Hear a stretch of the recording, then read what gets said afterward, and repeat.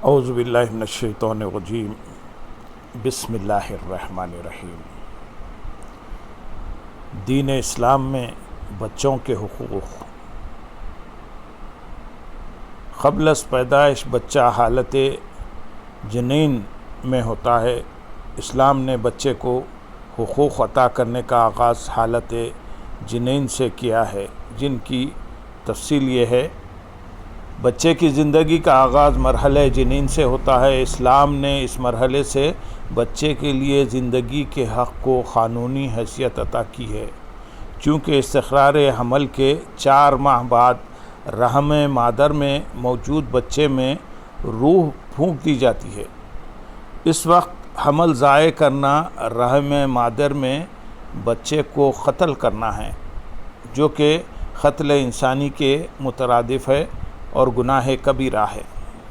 فقہاء کرام فرماتے ہیں کہ اگر حاملہ چاہے تو 120 دن گزرنے سے پہلے اسقاط حمل کر سکتی ہے۔ اسقاط حمل جب تک اس کی تخلیق نہ ہو جائے جائز ہے۔ پھر متعدد مقامات پر تصریح ہے کہ تخلیق کا عمل 120 دن یعنی 4 ماہ کے بعد ہوتا ہے، اور تخلیق سے مراد روح پھونکنا ہے۔ فتوی عالمگیری صفحہ نمبر 335 میں ہے۔ عورت حمل گرا سکتی ہے جب تک اس کے اعضاء واضح نہ ہو جائیں، اور یہ بات 120 دن یعنی 4 ماہ گزرنے سے پہلے ہوتی ہے۔ علامہ شامی حنفی لکھتے ہیں، ذخیرے میں ہے کہ اگر عورت رحم میں نطفہ پہنچنے کے بعد اس کے اخراج کا ارادہ کرے تو فقہاء نے کہا ہے کہ اگر اتنی مدت گزر گئی ہے جس میں روح پھونک دی جاتی ہے تو جائز نہیں۔ اس مدت سے پہلے اخراج کرانے میں مشائخ کا اختلاف ہے، اور حدیث کے مطابق یہ مدت 4 ماہ ہے۔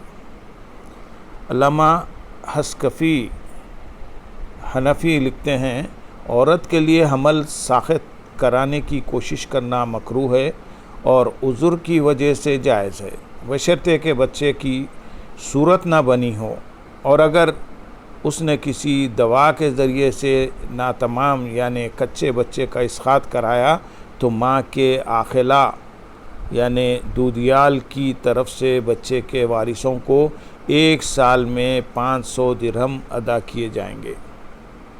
علامہ شافعی حنفی لکھتے ہیں، اور اگر اسقاط کے نتیجے میں زندہ بچہ نکلا اور پھر مر گیا تو عورت کے عاقلہ پر اس بچے کی دیت ہے جو 3 سال میں ادا کی جائے گی، اور اگر عورت کے عاقلہ نہ ہوں تو عورت کے مال سے ادا کی جائے گی، اور عورت پر 2 ماہ کے مسلسل روزے فرض ہیں، اور عورت اس بچے کی وارث نہیں ہوگی۔ علامہ ابن حمام حنفی لکھتے ہیں، جب تک تخلیقی عمل نطفے میں اعضاء کی ساخت کا عمل شروع نہ ہو اسقاط حمل جائز ہے۔ پھر فقہاء نے بیان کیا ہے کہ یہ مدت 4 ماہ ہے۔ اس تصریح کا یہی تقاضا ہے کہ تخلیقی عمل سے مراد روح کا پھونکا جانا ہو، ورنہ یہ غلط ہے، کیونکہ مشاہدے سے ثابت ہے کہ تخلیقی عمل 4 ماہ سے پہلے شروع ہو جاتا ہے۔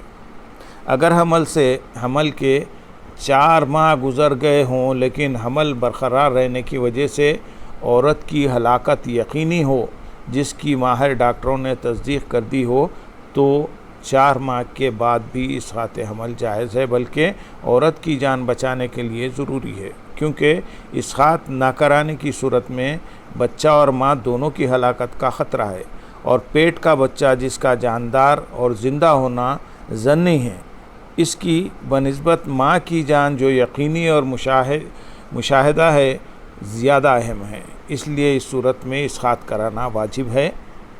لہذا رحم مادر میں استقرار حمل جب تک 120 دن یعنی 4 ماہ کا نہ ہو جائے، یعنی بچے کے اندر روح پھونکے جانے سے قبل اسقاط حمل کرانا اگرچہ جائز ہے مگر بلا ضرورت مکروہ ہے، جبکہ 4 ماہ کا حمل بطن مادر میں ہو جائے تو اب اسے ضائع کرنا صرف ناجائز نہیں بلکہ حرام ہے۔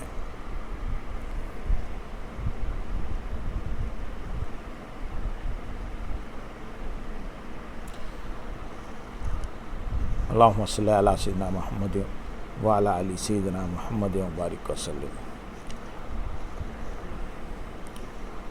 بعد از پیدائش بچوں کے حقوق۔ اسلام سے پہلے لوگ اپنی اولاد کو پیدا ہوتے ہی مار ڈالتے تھے۔ اسلام نے اس خبیث رسم کا خاتمہ کرنے کی بنیاد ڈالی اور ایسا کرنے والوں کو عبرت ناک انجام کی وعید سنائی۔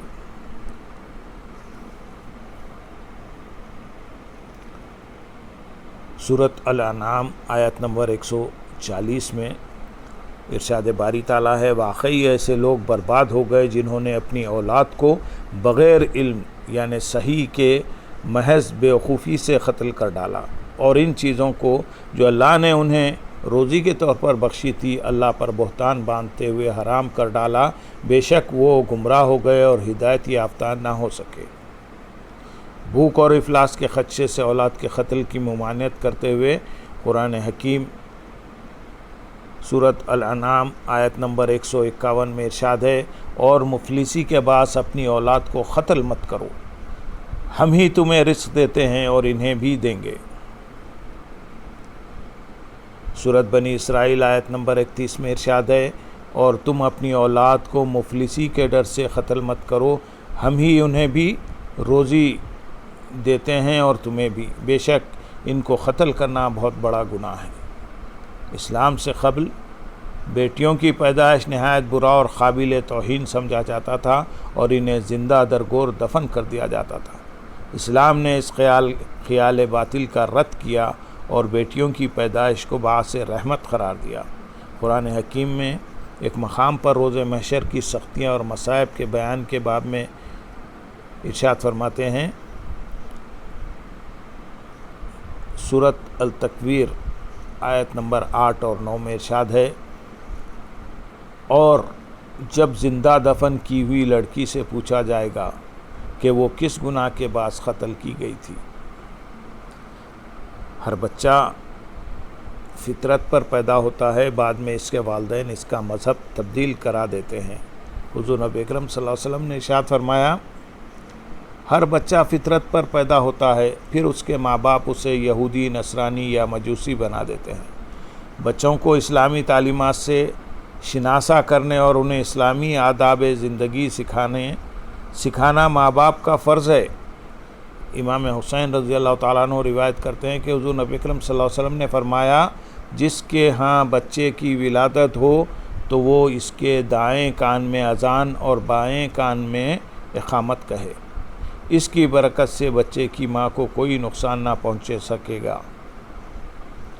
اس طرح ایک بچے کو پیدائش کے وقت سے اس آفاقی حکم سے روشناس کر دیا جاتا ہے جو زندگیوں میں انقلاب پیدا کرنے کے لیے بھیجا گیا۔ بچے کا یہ حق ہے اس کا پیارا سا نام رکھا جائے۔ اسلام سے قبل عرب اپنے بچوں کے عجیب نام رکھتے تھے۔ حضور نبی اکرم صلی اللہ علیہ وسلم نے ایسے نام ناپسند فرمائے اور خوبصورت نام رکھنے کا حکم دیا۔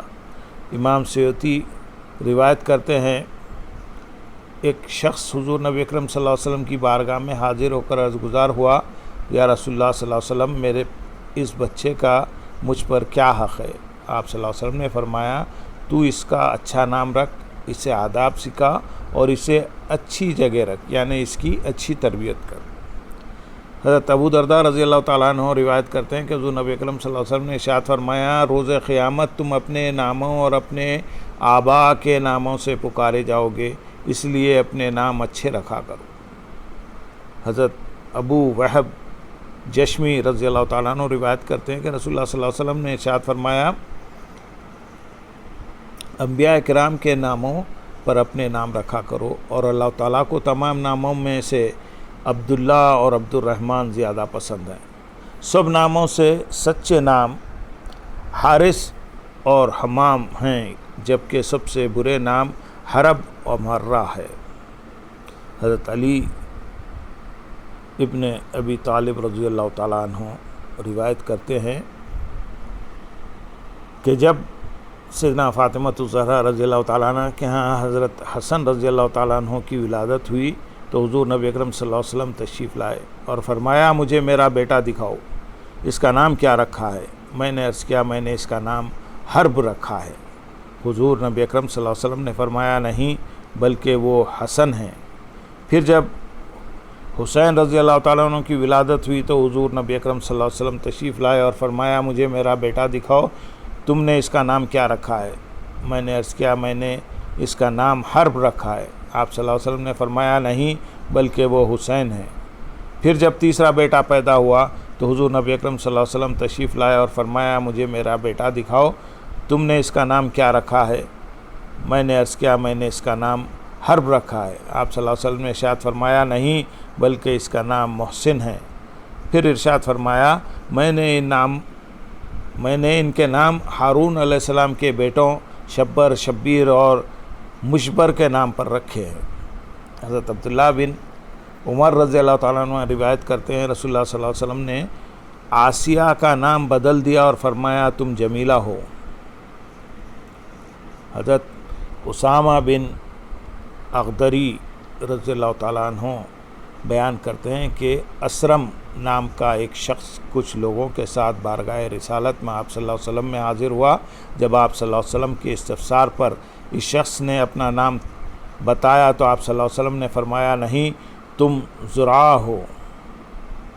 حضور نبی اکرم صلی اللہ علیہ وسلم نے عاص، عزیز، اطلاع، شیطان، حکم، غراب، حباب، شہاب وغیرہ نام بدل دیے۔ بس شہاب کا نام ہشام رکھا، حرب کا نام سلم رکھا اور مزدجع کا نام منبس رکھا۔ جس زمین کو افرا کہا جاتا تھا اس کا نام خزرا رکھا اور شعب الزلالہ کا نام شعب الہدا رکھا۔ بنو زینت کا نام بنو رشدہ رکھا اور بنی مغویہ کا نام بنی رشدہ رکھا۔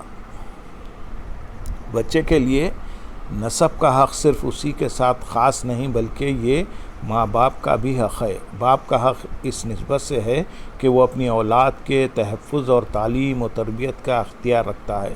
اسے اپنی اولاد کی سرپرستی اور ولایت کا حق ہے۔ جب اولاد محتاج ہو اور باپ کمانے کی قدرت رکھتا ہو تو اسے اولاد کے لیے کمانے کا حق ہے، اور اگر اولاد باپ کی زندگی میں فوت ہو جائے تو وہ اولاد ترکے میں سے حصہ پائے گی۔ اسی طرح ثبوت نسب ماں کا بھی حق ہے، کیونکہ اولاد ماں کا جزو ہے اور وہ فطری طور پر اس بات کی شدید خواہش رکھتی ہے کہ اپنی اولاد کی حفاظت اور بہتر پرورش کرے۔ اسی طرح ماں کے بڑھاپے اور طاقت نہ رکھنے کی صورت میں اس پر خرچ کرنا اولاد کا فرض ہے۔ اسی لیے اللہ تعالیٰ نسب کی حفاظت کا حکم دیتے ہوئے پوری جماعت کو مخاطب کر کے فرماتے ہیں ان منہ بولے بیٹوں کو ان کے باپ ہی کا بیٹا کہہ کر بلایا کرو، یہ اللہ کے نزدیک بہت ہی انصاف کی بات ہے۔ پھر اگر ان کے باپ تمہیں معلوم نہ ہوں تو دین میں وہ تمہارے بھائی ہیں اور تمہارے دوست، اور تم پر کوئی گناہ نہیں اس بات میں جو بلا خست تم نے کہی۔ ہاں وہ بری بات ضرور گناہ ہے جس کا خست کیا تمہارے دلوں نے، اور اللہ بہت بخشنے والا بے حد رحم فرمانے والا ہے۔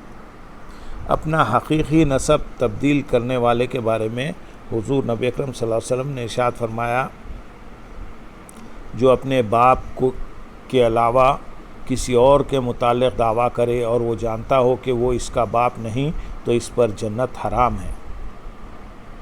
یہی نہیں بلکہ ایک موقع پر تو آپ صلی اللہ علیہ وسلم نے اسے کفر سے تعبیر کرتے ہوئے فرمایا اپنے آبا و اجداد سے منہ نہ پھیرو، جو اپنے باپ سے منہ پھیر کر دوسرے کو باپ بنائے تو یہ کفر ہے۔ اللہم صلی علی سیدنا محمد و علی آل سیدنا محمد و بارک وسلم۔